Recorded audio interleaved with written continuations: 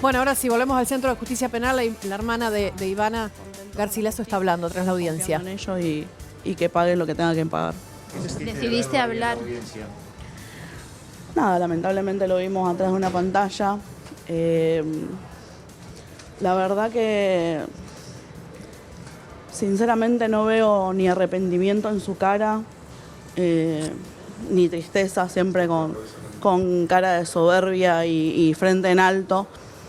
Así que no le creo nada ni de su inocencia, ni de que no hizo nada, ni de que no tiró, de que se escapó por miedo. La verdad que para mí es todo mentira. Silvina, fueron clave los testimonios, tienen un montón de testigos presenciales, después.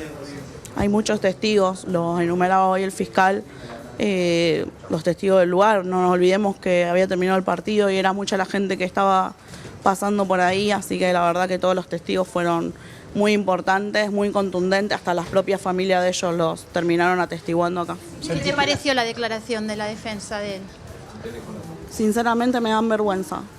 Creo que entiendo que son defensores y que hacen su trabajo, pero ya hablar en contra de la nación, de la provincia, de poner en duda la ropa que él llevaba puesta hoy de alto perfil y diciendo que es buena persona sin siquiera conocerlo porque dijeron que lo vieron 2 veces.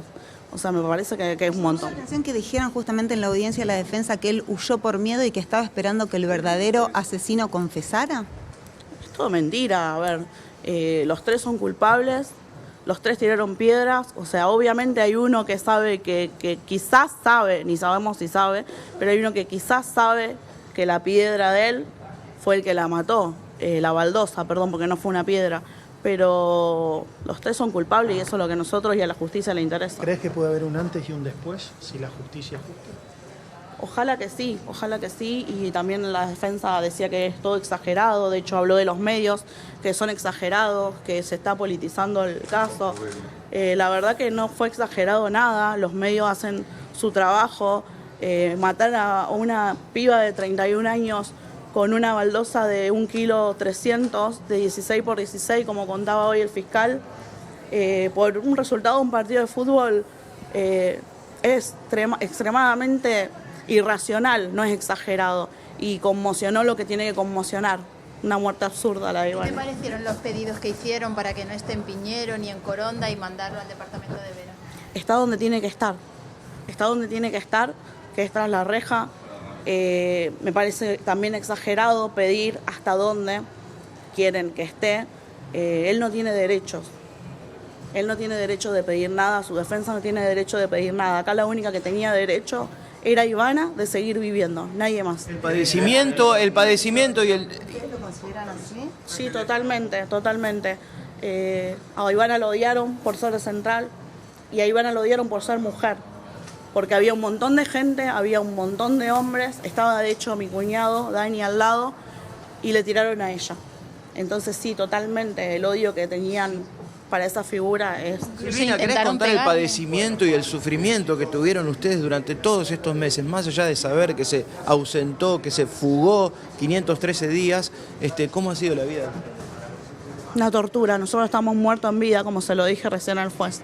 Lo que ustedes ven de mí, que yo siempre soy la fuerte y todo, también cuando llego a mi casa soy un trapo mojado. A nosotros nos mataron en vida ese día, a toda la familia.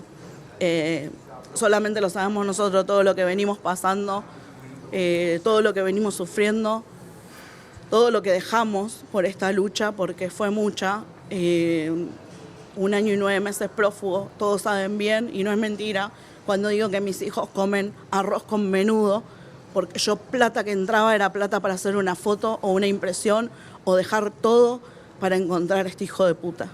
El momento más doloroso y que quebró todo fue cuando decidiste hablar en la audiencia. Creo que me lo merecía, como se lo mereció en su momento Daniel y mi papá que pidió la palabra. Creo que Damián, y no por hacerme más que nadie, pero creo que Damián me lo merecía porque dejé mi vida para encontrarlo, dejé mi vida. Gracias. Bueno, hasta aquí la palabra de Silvina, la hermana de Ivana, que ha sido una de las primeras en salir, Sonia. La verdad que nosotros estuvimos participando de la audiencia. Ahí sale el fiscal. A ver, lo escuchamos al fiscal. Bien, que va a ahí hablar ahora.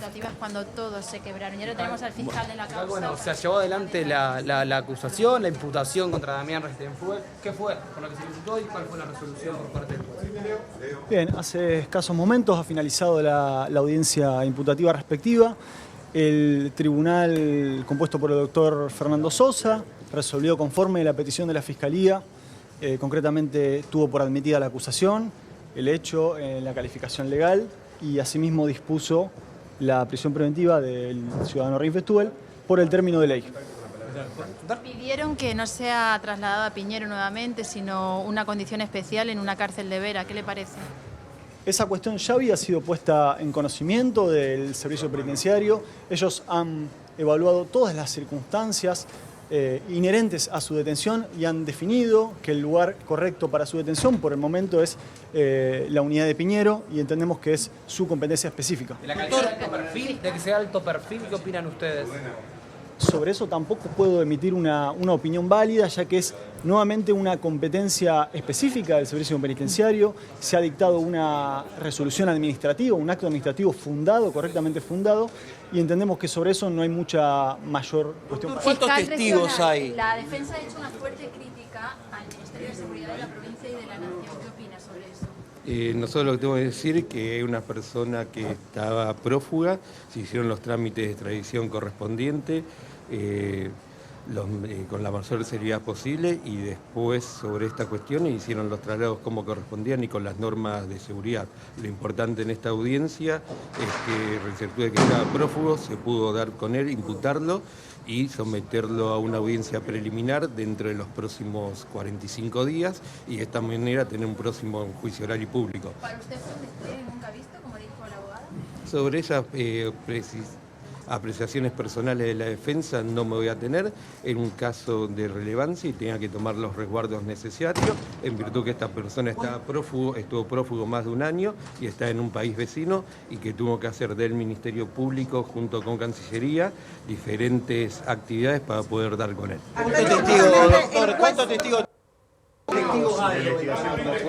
Con relación a la investigación tenemos prueba muy contundente, tenemos mínimo 5 testigos del hecho que son claros en la mecánica, identifican a 3 personas que están paradas en esa esquina esperando que pase la moto en la que está Ivana y los 3 en el mismo momento arrojan piedras hacia Ivana y finalmente una de ellas impacta en el cráneo de la víctima. Fiscal, ¿le puedo pedir cómo fue la fuga? ¿Dónde se fue desde Rosario hacia aquel lugar? ¿Cómo cruzó a Bolivia? ¿Cómo fue su detención en esa ciudad? ¿Cómo fue su vida durante este año y medio en Bolivia? Eso ha sido expuesto acabadamente en la audiencia también, lo tuvo por acreditado el tribunal. Pudimos acreditar, reconstruir que de Rosario se fue a San Nicolás, provincia de Buenos Aires. Luego, una vez recibida asesoría legal en ese lugar, se fue hacia Salta y allí se tomó un remis hacia el paso fronterizo con el país vecino de Bolivia y utilizó una vía irregular para acceder a ese país. No quedó registrado el egreso de Reinfestuel en la aduana y finalmente fue capturado en la localidad de Samaipata tras un aporte muy importante de un testigo de identidad reservada. ¿Cómo pudo costearse su estadía? Entendemos que él, una vez en el lugar final de alojamiento, consiguió trabajo, a raíz de este trabajo tuvo un salario, él adoptó una identidad falsa, se hacía llamar Lucio Rodríguez. Es importante que en el marco de este trabajo, con esa identidad, estaba incluso en el padrón de los empleados de los docentes, este nombre falso, y entendemos que de esa manera se ha podido costear su fuga en este país. Justamente en la audiencia, pero si le podría contar a la gente qué fue lo que pasó con el remisero que levantó justamente a Damián en la zona de la cancha de Newell's para llevarlo a su casa. Bien, lo que sucedió en ese momento fue un testigo de contexto posterior al hecho que trajo la Fiscalía a esta audiencia, es muy importante. Lo que cuenta es que el señor Reinfestuel estaba esperando el taxi, eran las 7:30, 15 minutos aproximadamente después del hecho, y como cuando el taxista se aproxima para que se suba, Reinfestuel tenía una lata de cerveza en la mano que estaba cerrada y amagó a arrojársela a una moto con 2 personas de Central que pasaban en ese mismo momento, y el testigo dice que porque pasaron tan rápido no se la pudo tirar. ¿Tiene un tiempo estimado de cuándo podría comenzar el juicio? Entendemos que el límite que tenemos temporal es la prisión preventiva de 3 años de los restantes coimputados. El primero de ellos fue detenido el 12 de octubre, el 10 de octubre, si no me equivoco, y entendemos que ese va a ser el límite para la fijación del juicio ¿Qué se oral. le puede decir a la familia? ¿Qué se le puede decir a la familia de Ivana, teniendo en cuenta que ellos piden la condena perpetua, la cadena perpetua? Bueno, eso es muy interesante, se ha hablado muchas veces con la familia. Mi función como fiscal es aplicar la ley, no determinarla. Nosotros, este caso es claro y tenemos una postura definida en cuanto a que es un crimen de odio. Ellos la querían matar por su condición de pertenecer a esta colectividad, que es concretamente el Club Atlético Rosario Central. Ahora bien, el artículo 80, en su inciso cuarto, determina cuáles son los crímenes de odio que van a dar perpetua, y son tan solo 3, son motivos religiosos, raciales o de género, lo que nos imposibilita, a nuestro criterio, poder avanzar sobre una pena perpetua. Además de identidad falsa, ¿tenía documentación esta identidad falsa? ¿Tenía una documentación que registrara su identidad falsa o solamente había aportado su nombre y sus títulos, por decirlo de alguna manera? Bien, sobre esta cuestión, el personal de Interpol lo detuvo cuando asiste a la escuela de manera civil, lo estaban esperando, asiste a dar clases. Esto había sido coordinado por la Fiscalía porque no queríamos alertar sus movimientos y por supuesto no se ingresó a su domicilio con posterioridad, no tenemos documentación precisa de esto. Sí tenemos documentado en el padrón de la escuela que estaba registrado con este nombre falso como docente de esa institución. El testigo que aporta esos datos lo hace por una recompensa económica y trabajaba con él, o ¿qué es lo que se puede saber de él? Bien, sobre el testigo no voy a dar ningún tipo de apreciación. La Fiscalía ha asumido un compromiso, así como el gobierno de la provincia de Santa Fe, un compromiso muy grande en mantener reserva de estos datos. Lo que sí voy a decir es que el 20 de febrero de este año esta persona presta declaración y a raíz de eso es que se logra 6 días después la captura en esta localidad de Bolivia, que esa persona que aportó el dato ya cobró la recompensa, lo que también nos permite transmitir al resto de la sociedad que si desea aportar datos precisos va a tener el debido tratamiento. ¿Cuál es la plena expectativa que tienen estas 3 personas que participaron? Bien, sobre esta cuestión no voy a adelantar respecto de Reinfestúbel, atento que todavía no he emitido acusación. Sí puedo adelantar que los otros 2 coimputados, por mismo hecho, misma mecánica, se le ha solicitado una pena de 30 años por parte de la Fiscalía y la querella lo ha hecho por una pena de 34 años. Así que sobre eso es lo que puedo decir. Bueno, hasta aquí la palabra del fiscal Artacho, Sonia, compañeros, que la verdad que fue una audiencia extenuante. Acaba de terminar, bueno, con las declaraciones tanto de Silvina como de los fiscales que estuvieron trabajando en este lugar, pero bueno, hay muchísima tela para cortar con respecto a esto, muchísimos detalles que se fueron ventilando, por supuesto, porque hay muchos testigos que son de identidad reservada, como lo decía, clave.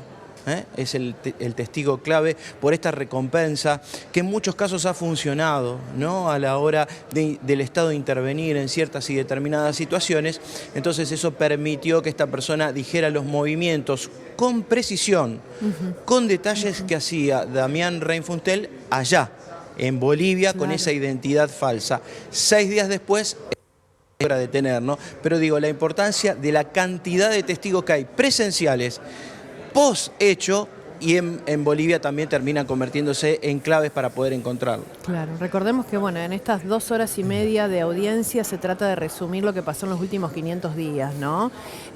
Pero hay testimonios muy importantes que vos incluso, lo decíamos desde el principio, Leo, estás desde las 10 de la mañana dentro de la sala de audiencias y pudiste escuchar todo y nos ibas contando acerca de estas frases que daban testigos que, bueno, que terminan imputando a Reinfustel de esta forma porque es innegable lo que pasó, ¿no? Y además el fiscal Artacho, que ha hecho una gran tarea, decía, marcaba un par de aspectos que son muy importantes. Las 3 personas tiraban piedras a más no parar, digamos, sin ningún tipo de remordimiento. Los 3 son penalmente responsables. Es la lógica de una picada. Exacto. Para que haya una carrera tiene que haber otro que está compitiendo, digamos, ilegalmente. Por eso los 3 son penalmente... Acá se habla de un plan criminal. Termina el partido y como saben que algunos podían pasar por el Parque Independencia, se juntan y arman un plan criminal. Ya es indistinto para la Fiscalía quién tiró, digamos, la piedra mortal, la baldosa mortal. Los 3 son penalmente responsables. Pero hay una cuestión adicional que aporta el fiscal. Después quiere tirar, digamos, una lata de cerveza llena, o sea, no hay remordimiento, no hay arrepentimiento. Esta persona seguía con intención de matar a otra. Exacto. Digo, para que se tome dimensión de lo que estamos hablando. Seguro. A ver, vamos a reconstruir un poco, no nos queremos extender demasiado, pero lo que ocurre. Se juntan 6 personas a comer en la casa del hermano de uno de los implicados, de Masón, con el hermano incluido. Los otros 2, ellos son 4. Masón, el implicado, su hermano, que no tiene nada que ver porque no se trasladó hacia las inmediaciones del Coloso del Parque, los 3 implicados, y estos 2 que iban, pero son hinchas de Boca.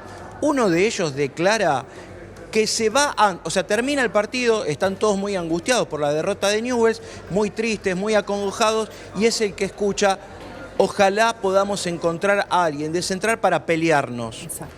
Este hombre es el que declara eso, uno de los 6 participantes, y además indica que en ese lugar se habían juntado a consumir marihuana y a tomar Fernet. Que lo hicieron durante todo el partido, que lo estaban mirando por televisión. Ellos 2 se van y después los 3 terminan encontrándose en esa esquina o yendo juntos a esa esquina donde ocurre lo que pasó con el crimen de Ivana. Pero lo dramático de todo esto es que una vez que le tiran la piedra que impacta en la cabeza de Ivana, Ivana cae de la motocicleta, no llevaba casco, golpea su cabeza contra el cordón, y cuando queda tendida en el piso, cuando Ivana queda tendida en el piso, uno de los 3 sale a enfrentarse con el novio de Ivana para que no la asista a Ivana. O sea, no es que tiran la piedra y se van, corren. No. Sí. Exactamente, quieren que sea abandonada. Salen corriendo, se dispersan, y ahí lo que contabas, Guille, lo de Damián Reyfontel. 15 minutos después pide un remis, llega el remisero, lo ve, dice claramente en su declaración, alcoholizado y drogado, y cuando pasa una moto, porque todos salían de la cancha, iban circulando por distintos puntos de la ciudad, ahí es donde quiere tirarle la lata de cerveza. Después planear la fuga. O sea, empieza a buscar las maneras porque sabía que tenía una implicancia muy grande. Aparecen otros testimonios de los otros implicados con las imágenes que rápidamente salen de Fiscalía a los medios de comunicación. Es la familia que dice: yo lo identifiqué. Inclusive hay una relación muy cercana a uno de ellos, que es quien lo implica. Lo increpa, le dice: ¿estuviste vos ahí? Te estoy viendo. Yo te vi en la imagen. Bueno, lo implica esa persona muy cercana a uno de las personas que hoy están tras las rejas.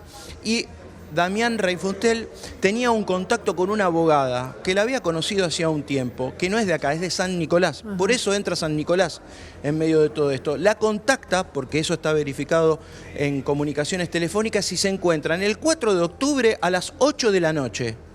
Es abogada y Damián Reyfontel. El 5 de octubre se pierde todo contacto con el teléfono de él. Como que lo tira, lo deja en algún lado y ya no hay más contacto. El 6 de octubre... Claro, probablemente la abogada nicoleña es la que le recomienda que se logra deshacer del teléfono para perder cualquier tipo de rastro. Exactamente. A todo esto, Damián Reyfontel, cuando ocurre el hecho, él, docente de una escuela, profesor de una escuela, avisa que tenía COVID primero. Y después, cuando ve que la situación se le empieza a complicar, que los días corren, dice que tenía un problema con el padre en Alemania. Él es ciudadano alemán, además. Que tenía un problema con el padre en Alemania y que tenía que viajar para allá. Esos son los argumentos que le da a su lugar de trabajo. Pero el 6 de octubre llega a Salta. Cuando llega a ese lugar, pide los servicios de otro remisero, al que lo hace llevar, y esto la verdad que está armado por alguien, o si él lo conocía no lo sabemos, para que traspase la frontera de Argentina, Bolivia, a las 10 de la noche exacta. ¿Por qué? Hay un cambio de guardia. Entonces, él iba a evitar presentar su documentación ahí porque lo hacía por un río lindero, por una cuestión al costado, qué sé yo, a las 10 de la noche. Inclusive en ese momento el remisero le cobra lo que le tenía que cobrar y le deja 10.000 pesos de propina. Y así es como logra ingresar a Bolivia y después, bueno, trasciende todo lo que fue ocurriendo y lo que estamos contando. Las hermanas de Ivana decían, tuvo ayuda extra, ¿no? Y ahí ya la primera ayuda salta con esto, ¿no? Hay una abogada que lo asiste de alguna forma en San Nicolás, y después alguien tal vez lo esperaba del otro lado de la frontera. ¿Quién le pasa el dato que a las 10 de la noche hay un cambio de guardia? Digo, hay una tarea de inteligencia, aunque sea rudimentaria, pero la hay, y probablemente en Bolivia alguien lo recibe para llevarlo a algún lugar más recóndito, no tan poblado, y que le aporta que puede, digamos, empadronarse en un colegio para dictar clases y de esa forma recibir un ingreso, digamos, mantenerse y poder estar prófugo. Exacto. Bueno, y vos sabés que, Leo, seguimos repasando otras frases que vos nos mencionabas ocurrieron dentro de la audiencia. Y esta es la otra. Reinfeldt se ponía extremadamente violento con todo lo de Central. Esto lo dijo un allegado a él, ¿no? Sí, lo dijeron dos allegados, te diría, que lo notaban siempre hasta muy violento cuando tenía que defender el cuadro del que es hincha, ¿no? Le molestaba extremadamente que alguien le dijera algo de Central o lo cargara, como en términos comunes puede llegar a ocurrir. Y vivía, recalcan eso también en una parte de la audiencia, vestido con indumentaria de Newell's, con colores rojo y negro durante todo el tiempo. Era muy y hasta definen así definen así como una persona. Bien, te estamos violenta, perdiendo un poquito con señal. De poder. Leo, ya a lo último, pero bueno, tenemos unas pequeñas interrupciones en el audio, y te vemos todavía un poquito. Pero bueno, ya más o menos ha quedado clarísimo. Leo Farhat, que hace de las 10 de la mañana que comenzó la audiencia, estuvo allí siguiendo todos los detalles, mandándonos toda la información, y ahora podemos hacer, bueno, este raconto de lo ocurrido que decíamos, ¿no? Es en 2 horas y media contar lo que pasó en los últimos 500 días, cómo se fugó, cómo llegó, cómo lo capturaron, y todo lo que hizo, y todo lo que la gente de su entorno vio también y conoce de él, ¿no? Que era un loco, y que salía decidido a en principio a pelearse con alguien. Eso dijo un testigo. Él salió después del partido a pelearse con alguien. Dijo el testigo. Claro, quería buscar a alguien de Central para sacarse la bronca. Ahí va. No solo Damián, en este caso se ventila lo de Damián Reinfeldt, sino todos. Queremos salir y ojalá encontremos a alguien para pelearnos. A alguien de Central se refiere, obviamente, ¿no? Entonces, esa era la declaración que hace este testigo, que estuvo con ellos compartiendo la comida o el encuentro de alcohol y marihuana en la casa de uno de los implicados hoy, ¿no? Hermano también, que estaba presente en ese lugar. Bueno, y ojalá el fiscal encontremos a alguien para pelearnos, es lo que dice. Y el fiscal remarcaba, Leo, ante la consulta allí, que no se puede pedir la prisión perpetua, sino que la calificación legal es esta: homicidio en un contexto de odio después de un evento deportivo, que probablemente la fiscalía pida 30 o 34 años. No se puede pedir la perpetua porque dentro del contexto de odio la perpetua es para cuestiones de raza, de género o, digamos, de otro tipo de cuestiones identitarias, no de lo deportivo exclusivamente. Sí, tal cual.